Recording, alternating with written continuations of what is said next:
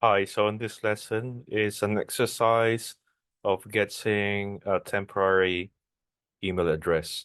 So, as mentioned previously, the PDI or the ServiceNow personal developer instance has basically disabled on sending and receiving an email.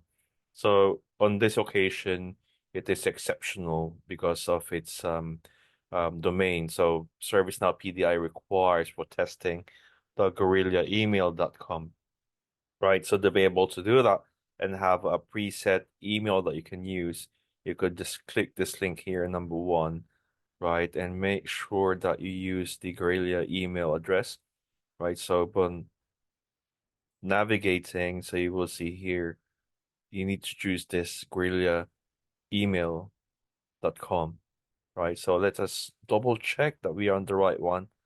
Guerrilla Mail. So looks like the correct one, right? And you will see that you will have this email domain, right? So you could click to copy or edit, right? So take a note of that particular email, put in your notes, right? So we could use it later.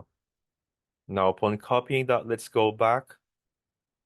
So once you have taken note of your email address, make sure that you manage to read this note that the PDI email servers only use guerrilla.com as a domain. Thank you so much. I'll see you on my next video.